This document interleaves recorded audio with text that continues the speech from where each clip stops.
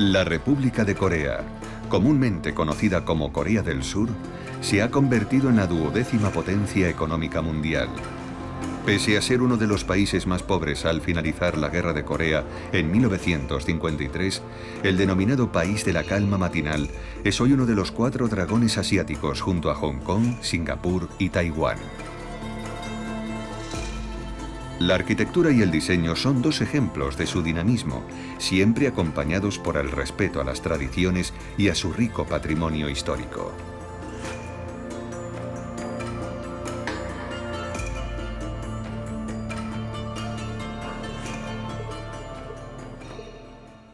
Sabores de Corea del Sur, la civilización desconocida.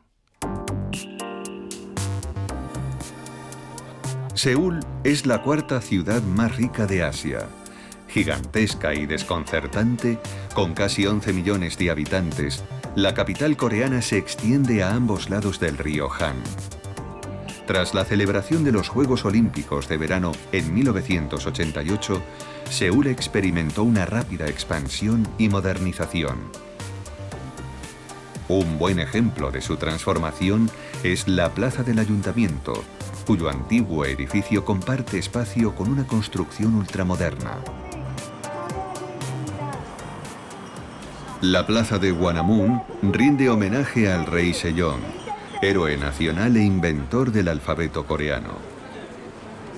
Detrás de la plaza se alza la impresionante puerta del Palacio Tongbukgung, que en otro tiempo fue el palacio principal de Seúl. Los soldados que la guardan visten el antiguo atuendo de aquella gloriosa época.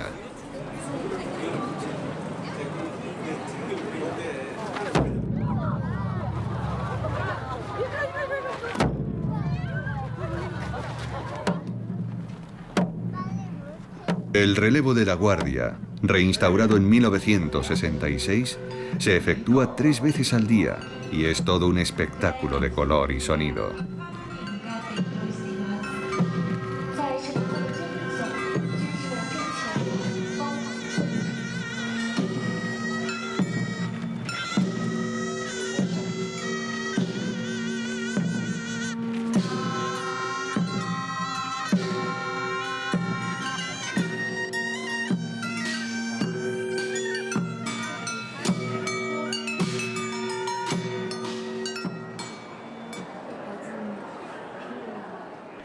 Construido en 1395, fue el más importante de los 5 palacios de la dinastía Joseon. En 1592, durante la invasión japonesa, resultó gravemente afectado por un terrible incendio.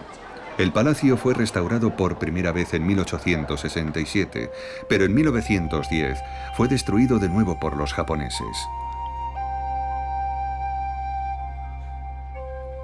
En 1990 el gobierno coreano inició un importante programa de restauración.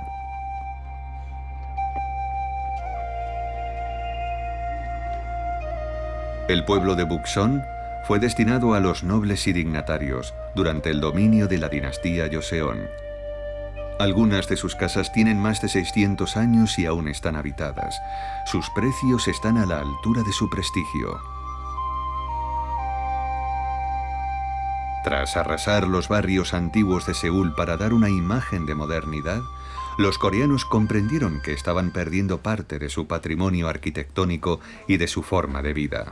Desde ese momento, las autoridades restauraron parte de las casas derribadas e iniciaron la construcción de nuevas viviendas con planos y materiales tradicionales.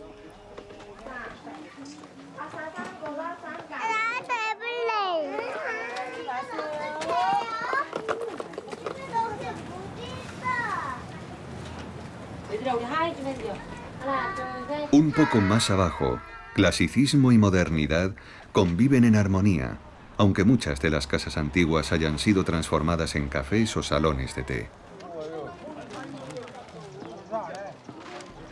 A los pies del templo de Yeonmyo, los ancianos practican la caligrafía china, recitan poesías y juegan partidas de changgi, una especie de ajedrez coreano.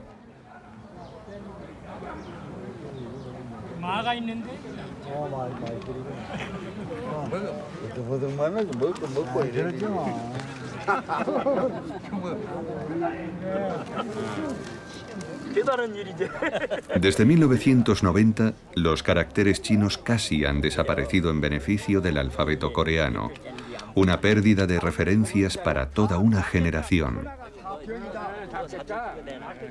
El papel de arroz tradicional es caro y escaso, así que estos ancianos utilizan papel de periódico.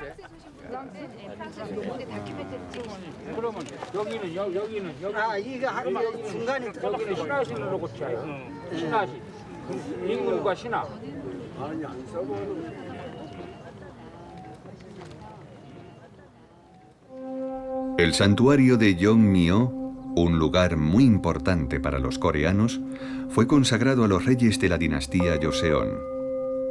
Sus almas residen tras los huecos de los biombos sagrados, ocultas a las miradas de los visitantes.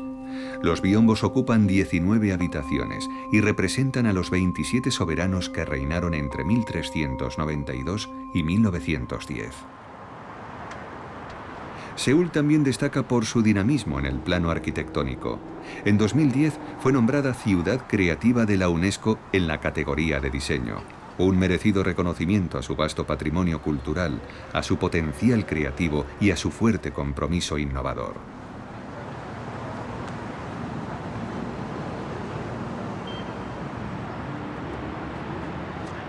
En el barrio de negocios de Samseong-dong, en torno al centro de convenciones y exposiciones, se concentran los edificios más espectaculares y ambiciosos. Las oficinas centrales de las empresas coreanas y los vanguardistas centros comerciales ponen de manifiesto la velocidad con que el país se ha convertido en menos de 50 años en uno de los líderes económicos de Asia.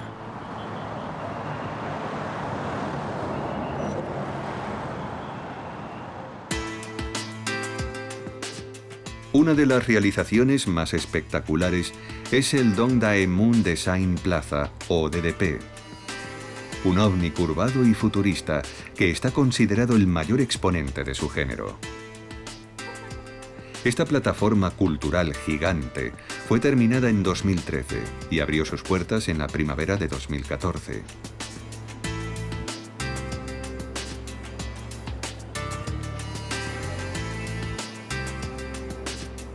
Diseñada por la arquitecta anglo-iraquí Zaha Hadid, posee 45.000 paneles de aluminio, cada uno con una forma diferente. Todos los materiales fueron elegidos siguiendo un estricto criterio medioambiental.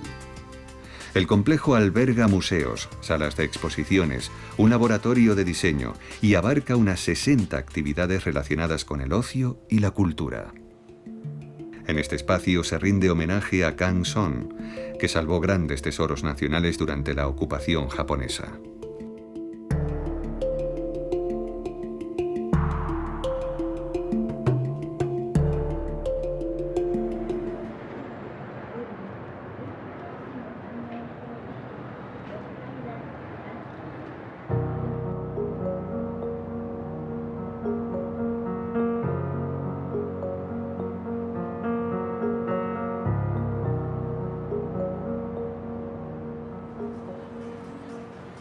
Por la noche las calles se animan, sobre todo en Myeongdong, una inmensa zona comercial con grandes superficies, puestos pequeños y vendedores de especialidades culinarias.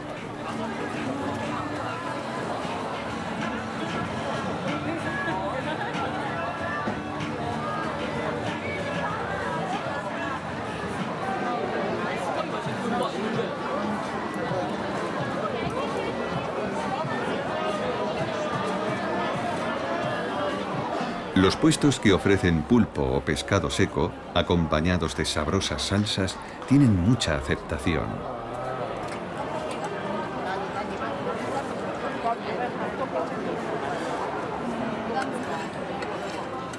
La promoción de los grupos musicales del pop coreano inunda el mercado con multitud de artículos que hacen enloquecer a sus fans adolescentes.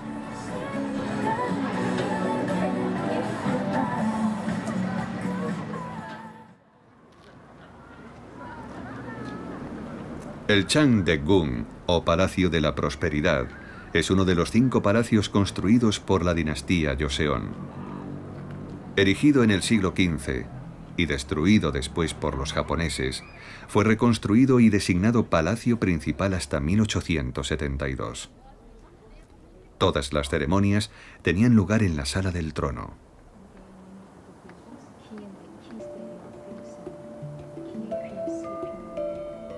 Los aposentos privados, más retirados, fueron ubicados al borde de los jardines.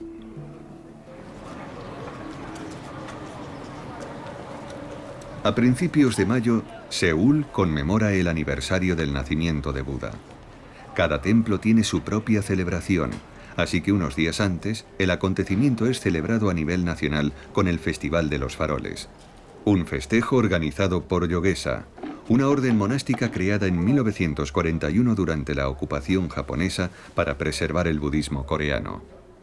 Es un festejo abierto a todo el mundo, no solo a los que profesan el budismo. Está dedicado a toda la población y conmemora el aniversario del nacimiento de Buda. En la era Koryo, la fiesta de los faroles tenía lugar en el Templo de las Tres Linternas. Después se convirtió en un acontecimiento nacional que poco a poco fue ganando importancia. En la era Joseon dejó de ser un acontecimiento únicamente religioso y hoy es uno de los eventos más importantes de nuestro país.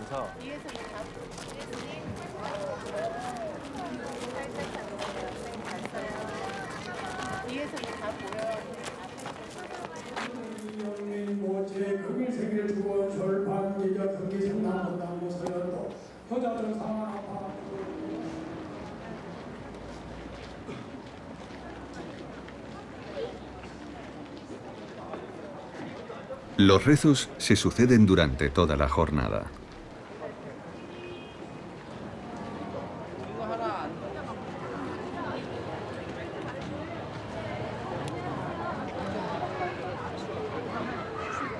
Los distintos grupos que recorren los barrios se reúnen al atardecer para poner en marcha una procesión gigante.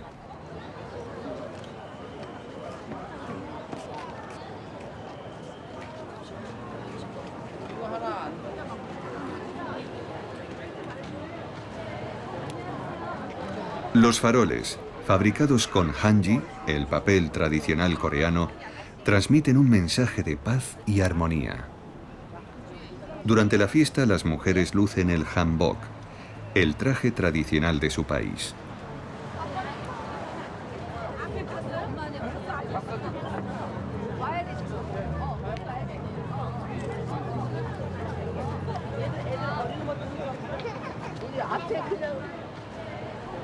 Los monjes avanzan entre los asistentes.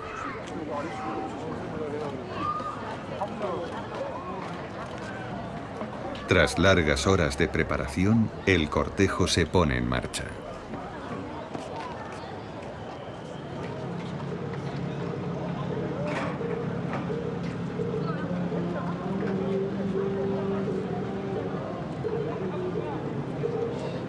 En la religión budista, el farol que ilumina las tinieblas representa la sabiduría que ilumina el mundo. El encendido de los faroles de loto constituye una ceremonia muy importante que expresa el respeto a Buda. Un ritual con más de 1000 años de antigüedad.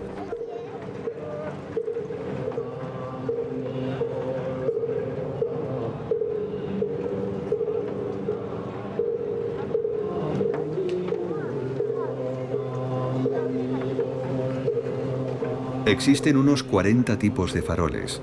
Los más impresionantes circulan sobre carrozas y todos adoptan diferentes formas. Cada una de ellas corresponde a un deseo. La sandía a la fertilidad, la carpa al triunfo y la tortuga a la salud y a la longevidad.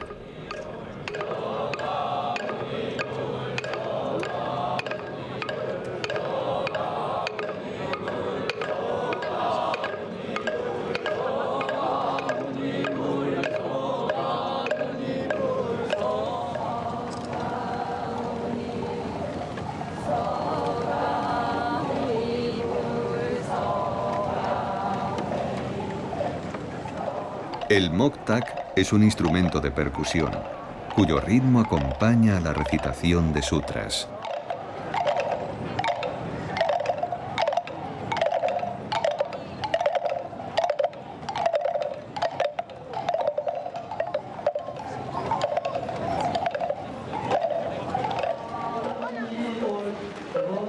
Una vez finalizado el recorrido, los grupos vinculados al templo de Yogesha regresan a él para un último acto de meditación.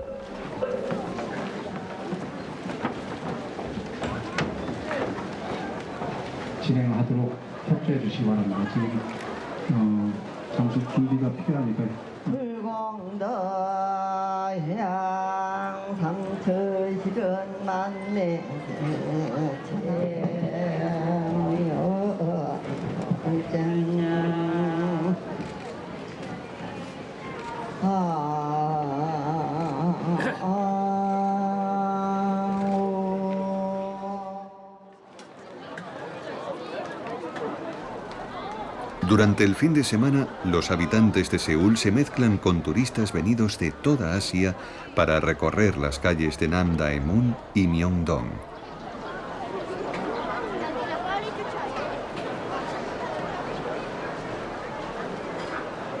El mercado de Gwangyang nos ofrece múltiples experiencias culinarias en un entorno sencillo y popular. Sentados alrededor de las cocinas ambulantes, podremos degustar platos tradicionales como el bindaeteok, una torta hecha con soja o lentejas, el bibimbap, un arroz mezclado con verduras, o el joteok, tortitas rellenas de azúcar moreno. Aquí, como en el resto de Asia, nadie debería marcharse sin saborear la comida callejera.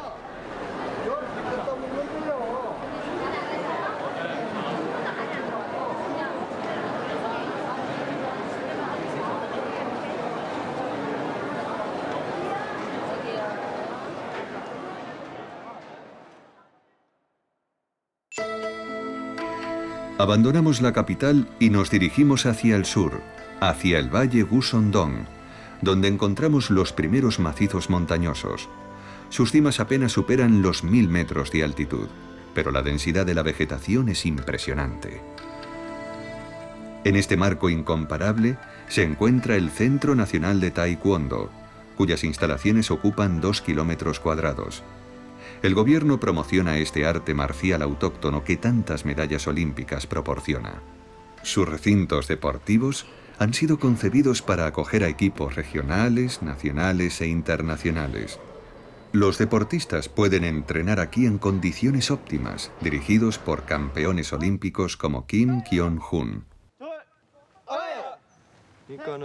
El taekwondo moderno fue creado en la década de los 50 y aúna varias disciplinas. Es un arte marcial, pero ante todo es una manera de demostrar una buena actitud hacia la vida. El taekwondo no es un deporte de competición para luchar o golpear. Es más bien un enfoque, una filosofía coreana.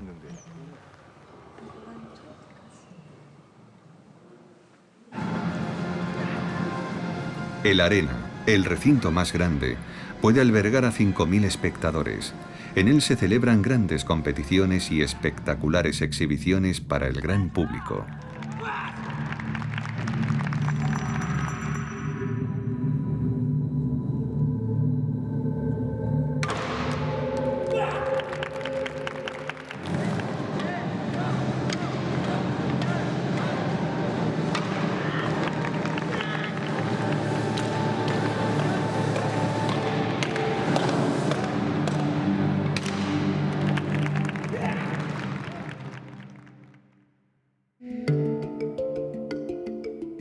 Siguiendo nuestro camino hacia la costa este, llegamos a Yeonju, cuna de la dinastía Joseon, la última y más larga dinastía coreana. Al sur de la ciudad moderna se encuentra el pueblo Hanok, llamado así por poseer la mayor concentración de casas antiguas, las famosas Hanoks.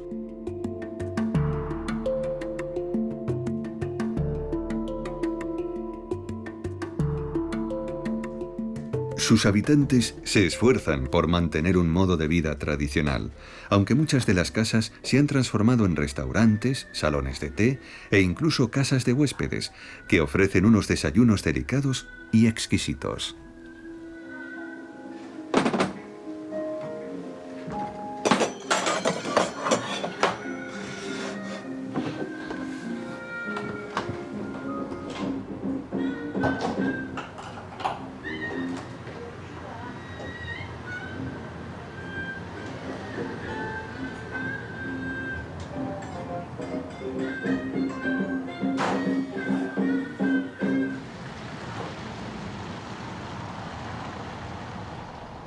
Además de templos, también encontramos una iglesia católica erigida por un misionero francés. En Corea del Sur los católicos representan más del 10% de la población. En Jeonju siguen practicando la forma tradicional de fabricación del famoso papel hanji. Tras extraer y hervir la fibra de la corteza de la morera del papel, esta es golpeada durante más de 1 hora. La destreza de Song Gong-ho marcará la diferencia. Es un proceso largo y laborioso que permitirá obtener las singulares hojas de papel hanji. Antiguamente se utilizaba este papel para la caligrafía, los libros y la pintura.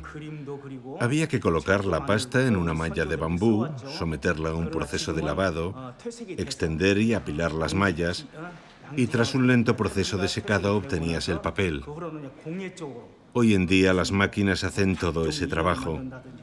Solo los faroles y algunas cajas se fabrican de forma artesanal.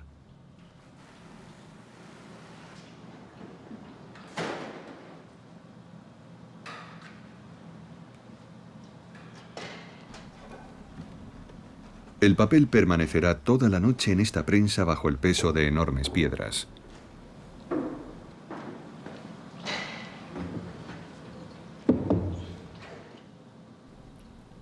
Otra joya de Jeonju es el bibimbap, el plato nacional que según cuentan nació aquí. La señora Ah Myung ha llevado la elaboración de este sencillo plato a un nivel de sofisticación muy elevado. Todos los ingredientes que contienen estos boles son naturales, sin pesticidas. Para potenciar el sabor, añadiremos diferentes salsas. Las salsas son elementos esenciales y muy necesarios en la cocina coreana. Aquí tenemos aceite de sésamo, salsa picante, ajo, sésamo, guindilla. Aunque los ingredientes que componen la base del plato sean naturales, siempre hay que añadirles especias y salsas. También voy a añadir kimchi, o col fermentada, que potenciará los sabores de este plato y le dará un gusto especial. Como veis, hay unos 15 boles en la mesa que enseguida vamos a mezclar en el cazo. El bibimbap se crea mezclando todos los ingredientes y con cada mezcla se consiguen sabores diferentes.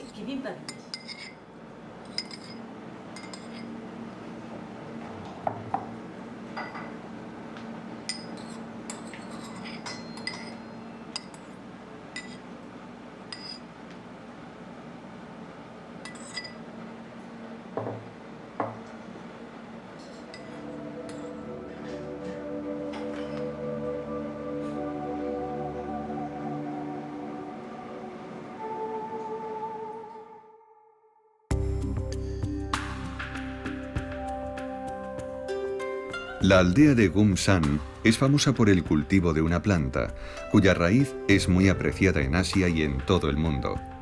Sus bifurcaciones le otorgan un aspecto curioso que recuerda a la figura humana.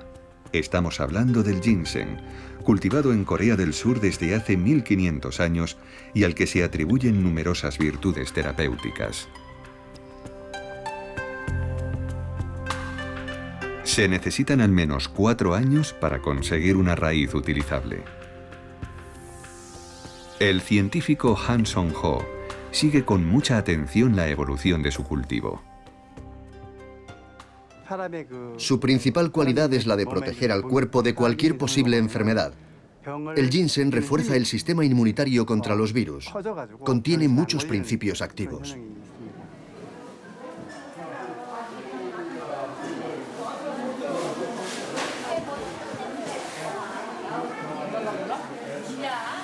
Gumsan es el centro neurálgico del ginseng, cuyo comercio internacional mueve más de 3.500 millones de euros.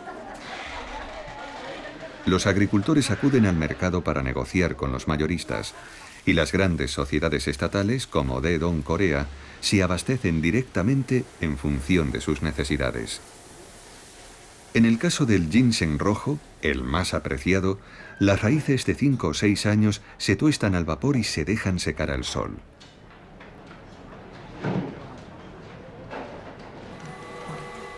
Tras ser tamizado y clasificado, el ginseng rojo se vende a 1.500 euros los 300 gramos. Se exporta al mundo entero, aunque Corea del Sur absorbe la mayor parte de la producción. La poderosa Confederación del Ginseng financia un moderno laboratorio dedicado a la investigación de futuras aplicaciones. La principal y más reciente innovación en la que estamos trabajando es un compuesto realizado con elementos obtenidos de la raíz del ginseng, un producto que permitirá tratar la diabetes con mayor eficacia.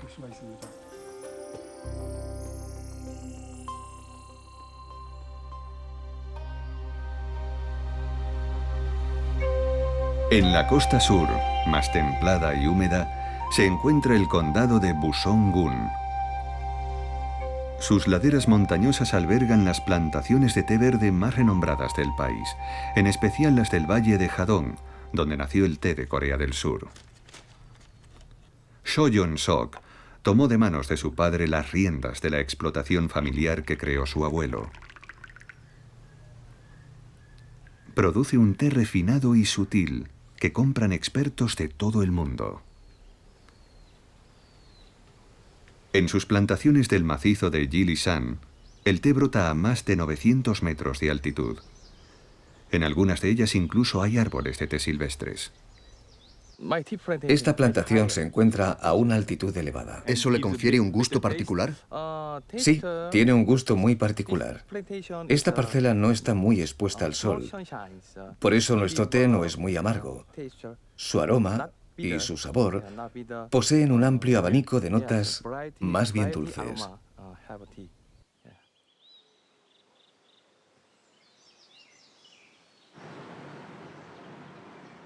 La cosecha se realiza a finales de mayo, antes de la estación de las lluvias. Solo se recogen los brotes jóvenes. El té se coloca en un gran wok durante 4 minutos.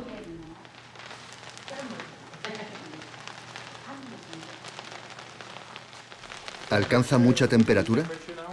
Sí, una temperatura muy alta. ¿Cuánto tiempo hay que mantenerlo así? Más o menos unos 4 minutos.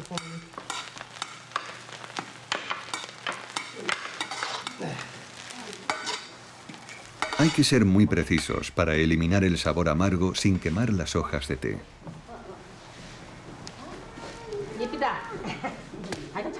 Después hay que enrollarlas a mano sobre una esterilla de paja de arroz. El proceso se repite una segunda vez.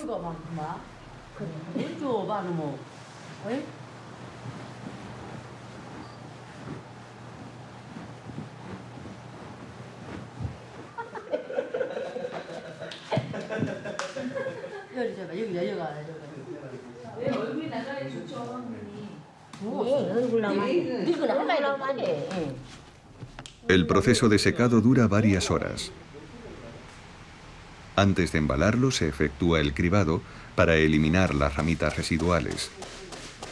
El té verde Uyon es fino y delicado y se ofrece en cantidades muy limitadas. En el templo de Sonamsa, cerca de Suncheon, el té es un elemento cotidiano en la vida de los monjes que estudian los textos sagrados desde el año 529. Los monjes orientales fueron los primeros en comprender los beneficios del té en la práctica de la meditación.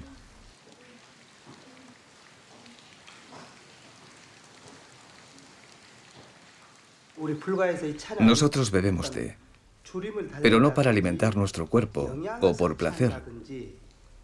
Lo hacemos porque nos ayuda a mantener la mente despejada. Y eso nos permite alcanzar la mejor disposición para meditar. Por supuesto, el té es muy beneficioso para nuestro organismo, pero nosotros no lo tomamos por su delicioso sabor o por sus múltiples cualidades, sino para acompañar a la meditación.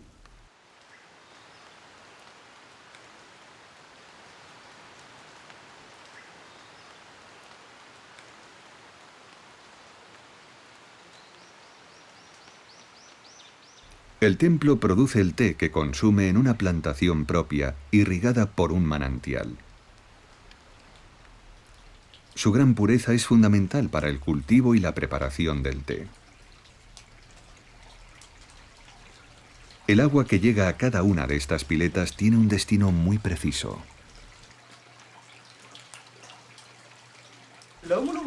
El agua de la primera pileta está reservada a la oración de Buda. La segunda es para beber y cocinar. Y la tercera para asearnos la cara y el cuerpo. El agua de la cuarta pileta es la que utilizamos para lavar la ropa. Aunque todo parezca demasiado antiguo, los monjes producen un té excelente.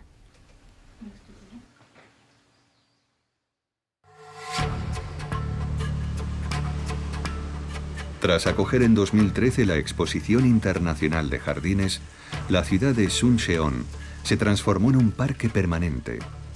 Su proximidad a la costa hace de ella un lugar único.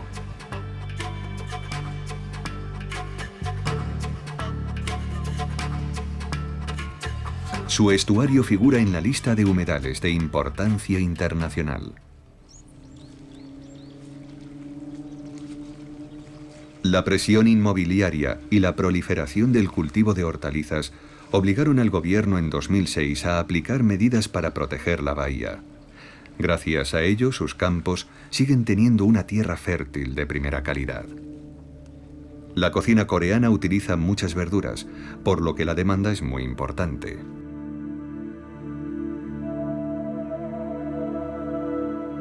La bahía posee un estuario de 3,5 kilómetros de longitud y 2.000 hectáreas de tierras húmedas y cañaverales. Las salinas desempeñan un papel fundamental en la purificación del agua. Además de constituir una zona óptima de reproducción para moluscos, cangrejos y peces, este refugio natural es un espacio de anidación de numerosas aves, como la grulla monje y la espátula menor, que hacen un alto en su migración.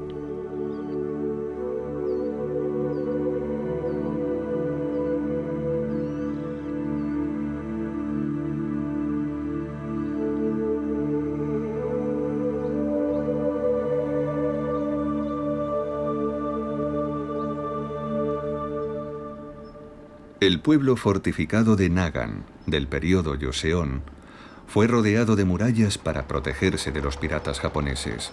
En la actualidad, algunas de estas casas de barro y piedra con techos de juncos son residencias privadas, mientras que otras se han convertido en talleres de artesanía o casas de huéspedes. Un ambiente de otra época, muy cerca de la ciudad moderna.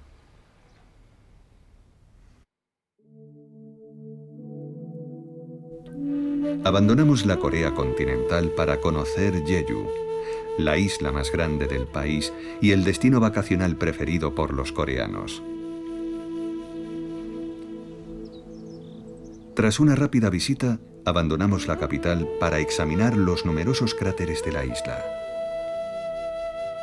El volcán extinto Halasan posee 360 volcanes satélite e incontables túneles de lava comunicados entre sí. La isla ha sido declarada Patrimonio de la Humanidad.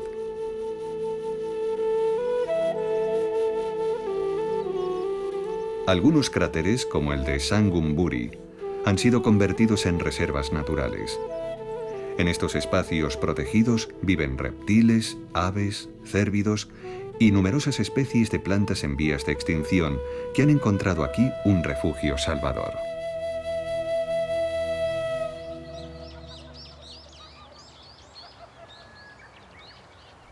Apenas amanece, estas praderas se llenan de visitantes que cada cierto tiempo se agachan para coger algo del suelo, una planta no cultivable que solo vive en estado silvestre. Su nombre es gosari. Se come en ensalada o sopa y tiene un sabor muy parecido al de las setas. En el mercado alcanza precios muy elevados.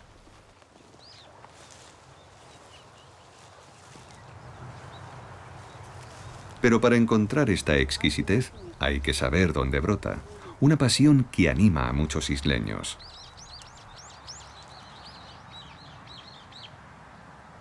Modelado por los volcanes, el centro de la isla goza de un clima subtropical que favorece el cultivo de mandarinas, piñas, naranjas, colza y hortalizas. El suelo pedregoso no permite plantar arroz, pero algunas zonas producen un té de gran calidad. Este paisaje ha inspirado a muchos artistas, como a Baek Hun-chol, que en 2006 creó el espectacular Parque de Rocas. Sus figuras recrean la leyenda de Sol Mundé, la abuela que creó la isla y que cuenta su historia a través de las rocas y piedras. En la isla hay numerosas obras inspiradas en su entorno, como los Harubangs, que se colocan delante de las casas para proteger a sus habitantes de los malos espíritus.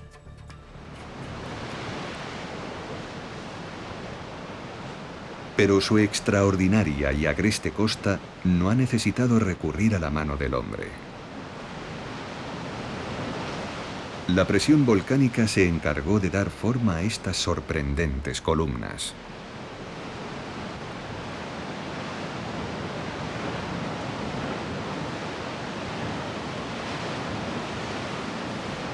La costa suroeste está salpicada de magníficas cascadas que caen directamente al mar.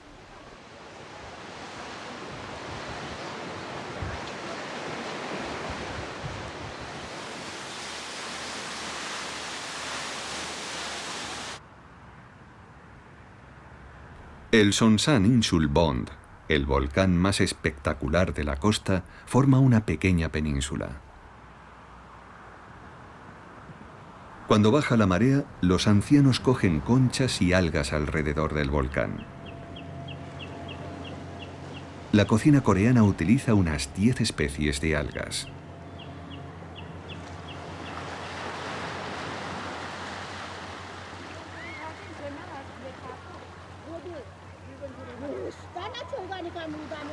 El cráter tiene 5.000 años y posee un área de visitas perfectamente acotada para incrementar su protección.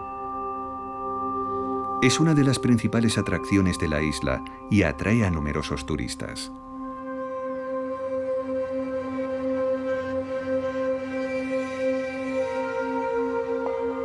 Con 182 metros de altura y 600 de diámetro, es una curiosidad geológica. Su interior permanece casi intacto. Alberga 220 especies de plantas, 6 de ellas de extraordinario valor biológico. Su ecosistema es sorprendente. Las aguas que rodean el volcán son el territorio de pesca de las Henio. Estas avezadas buceadoras recolectan algas, moluscos, crustáceos, pulpos y erizos de mar que venden después en una cooperativa. El material que utilizan es muy rudimentario: cuchillos, redes y arpones. Son capaces de bucear 2 minutos y descender a 20 metros de profundidad. Pese a ser una actividad que requiere una gran resistencia física, muchas superan los 60 años. En 1950 eran unas 30.000, pero hoy en día apenas quedan 4.000. Las chicas jóvenes se marchan de la isla para estudiar o trabajar en la Corea continental. Las niñas ya no quieren seguir nuestro ejemplo. No desean convertirse en submarinistas. La más joven de nosotras tiene 46 años.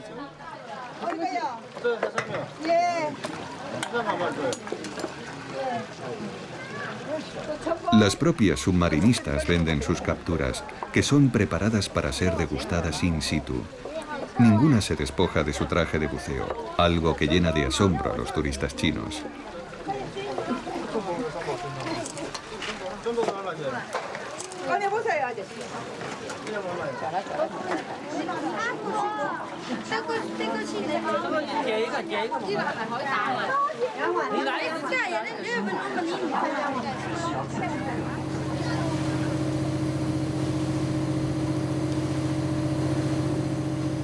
Al amanecer, los barcos regresan después de faenar y descargan la pesca en el muelle.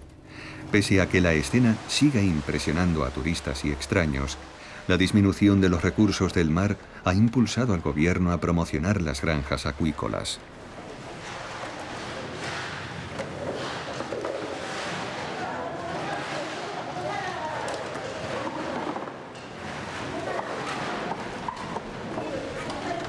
Una vez seleccionada, gran parte de la pesca será enviada al continente.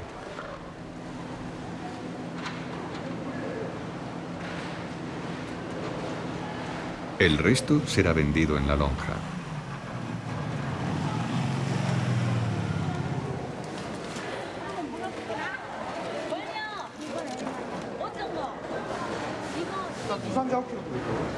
La puja es secreta. El mayorista anota su oferta en una pizarra que luego entrega al subastador.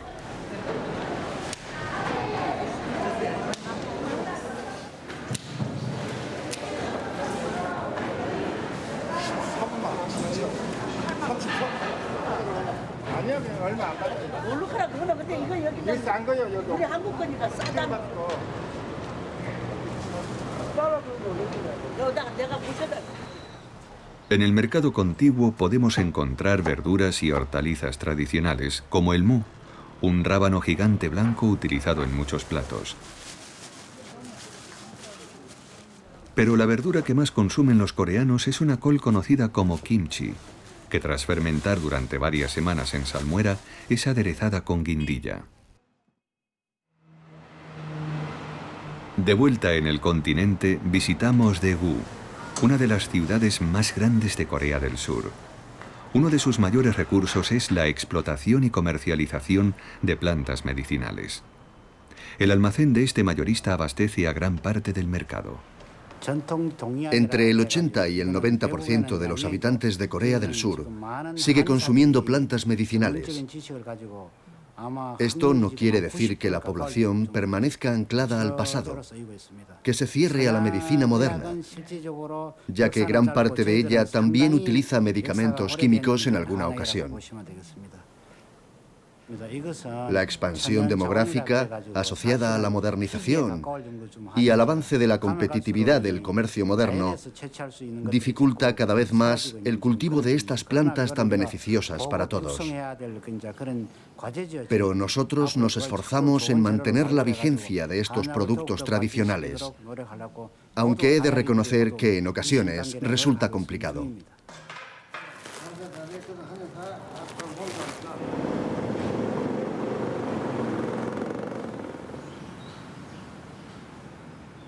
En esta popular calle, los médicos tradicionales recetan remedios que preparan en boticas como esta.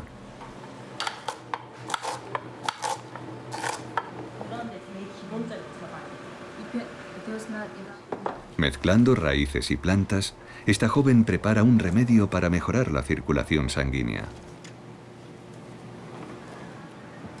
Cuando llegue a casa, el paciente tendrá que hervir el preparado durante 3 horas.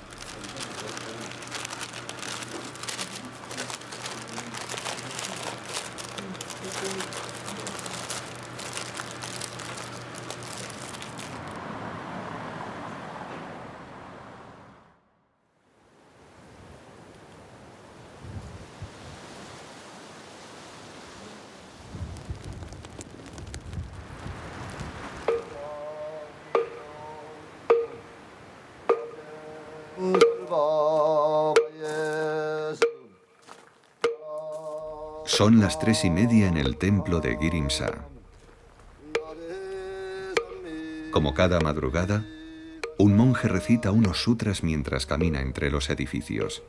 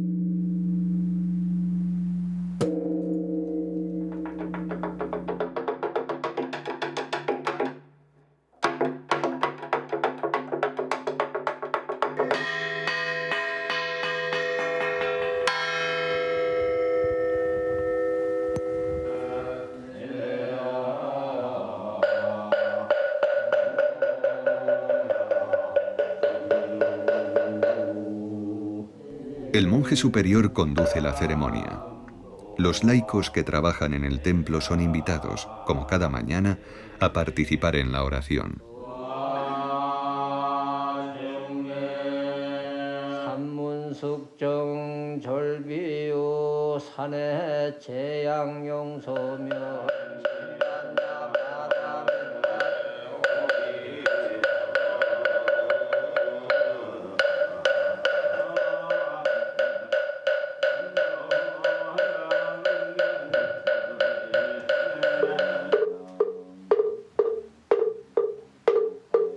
En un edificio apartado, un monje canta unos mantras por las almas de los muertos, que seguirán vagando durante 49 días tras el fallecimiento.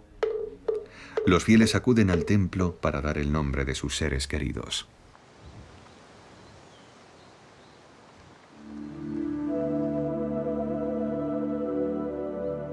Como casi todos los grandes templos, el Girimsa fue construido en plena naturaleza. A pesar de su tamaño, solo 11 monjes viven en él.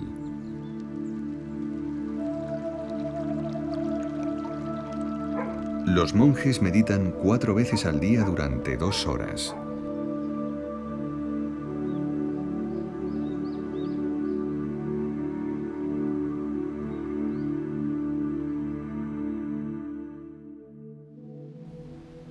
Keonju es una ciudad importante en la historia de Corea del Sur.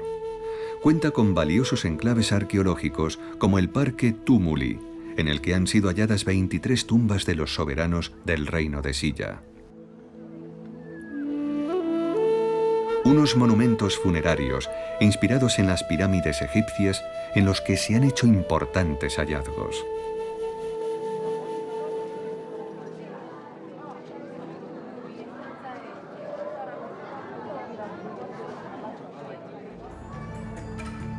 El templo Bulguksa es uno de los más importantes para los coreanos. Fue declarado Patrimonio de la Humanidad en 1995 y alberga numerosos tesoros nacionales. Sus impresionantes muros de piedra son una obra maestra del arte budista del período de Silla.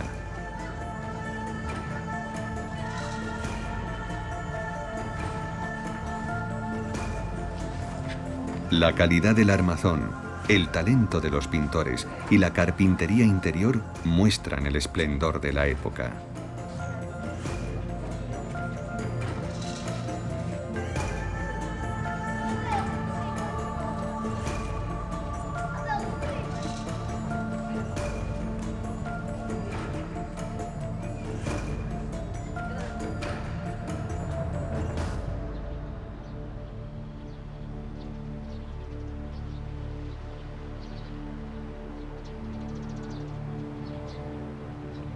El estanque de Anapji, reconstruido en 1974 gracias a un gran proyecto de restauración, pertenecía a un palacio secundario del reino de Silla, que utilizaba sobre todo el príncipe.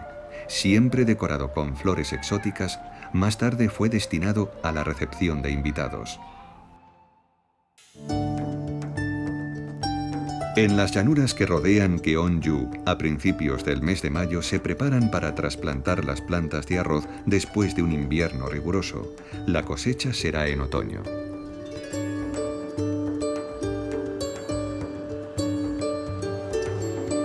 Varias familias del pueblo de Jaoe, en la región de Andong, han hecho fortuna gracias al arroz. Esta aldea, cuya forma recuerda a la flor de loto, fue fundada en el siglo XVI en el apogeo de la dinastía Joseon. Era en gran parte propiedad del clan Yu, una gran familia que todavía hoy posee muchas tierras.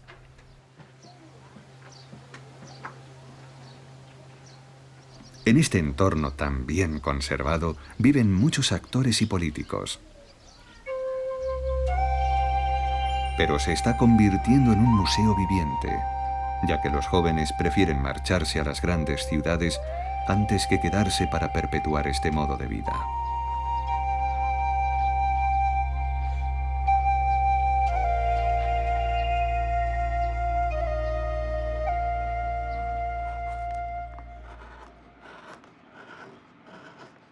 Visitamos el taller de Kim Dong-pyo, que mantiene viva la tradición de las máscaras. Después de la cosecha se organizan alegres espectáculos en los que los personajes lucen las máscaras tradicionales.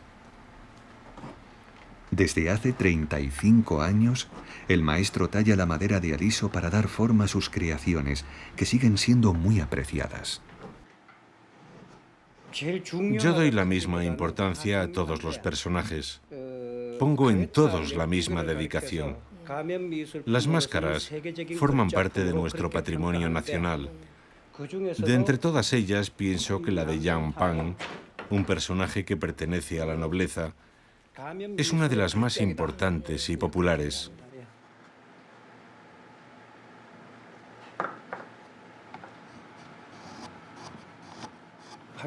Las máscaras aparecen en la lista del Tesoro Nacional en la posición 121. Yo no soy un creador, tan solo mantengo viva la tradición. El maestro trabaja por encargo y el valor de sus piezas puede superar los 500 euros.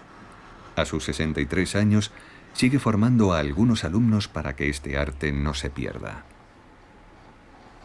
Aquí termina nuestro viaje por el país de la calma matinal, un apodo que tan solo cuenta una parte de la realidad coreana. Porque aunque los templos sigan despertándose al alba a la luz de los faroles y sus plantaciones de arroz y té respiren serenidad, hay otra Corea del Sur igual de apasionante que nos deslumbra con su dinamismo y creatividad.